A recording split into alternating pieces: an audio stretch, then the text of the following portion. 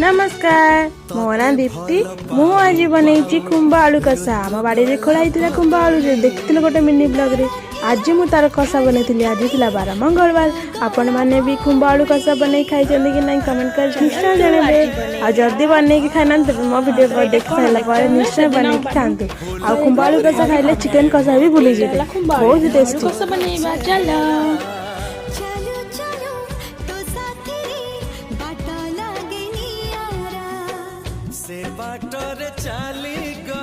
एटे मु बस की खुंब आलू को काटिदेली खुंब आलू तो कटि जाऊँ खुंब आलू को सुखिला काटे तापर जाकि धोबी कारण खुंब आलू लाल हो गला काटि पारिबेनी हाथ खसब काटी हो देखो मु खुंब आलू को काटिकी रखीदेली मसला नहीं जाइए अदा रसुण पियाज आउ जीरा गोटे गुजराती गोटे डालचीनी गोटे अलेइच आउ सुखिला लंका आम यही सबको ए रोसई रे बसैबा कौन करवा गैस ऑन करी कड़े बसई कड़े गरम हेले तेल पकईदे तापर टी हलदी आउ टे काश्मीर चिली पाउडर पकईदे तरकारी कलर भल आसो तापर पियाज पकई भाजीदबा से ग्राइंड कर मसला को पकईकी भल से कसईदबा तापर से गोटे टमाट पकईकी आउ लुण पकईकी भल से कसईदेली देखु तापर ये खुंब आलू काट धोईकी रखीदे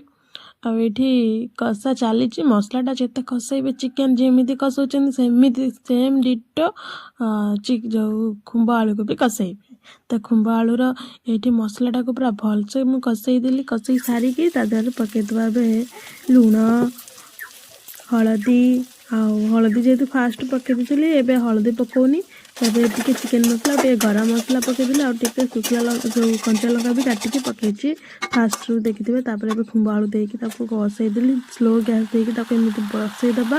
से टे भलसे कषिज से पानी देवा जोटा कि खुंब आलूटा भलसे सीझीज तापर देखो मुझे स्लो गैस देकी घोड़े देली घोड़े रखिदेला से टे भाजी भाजी सारा पर से पकईदबा कौन टे पानी देकी घोड़ेदबा जोटार कि तरकारी टे ग्रेवी तो हबनी कि सुखिला कषा हम कि भलसे आलूटा सीझीज पानी देवी बसईदेली सीझीज भलसे सीझी सारापर मुझे देखो देखु पानी सब मजे आउ तरकारीटा केते सुंदर देखा जाउची एबे हे गला हम खुंब आलू कषा किए खाइबो जदी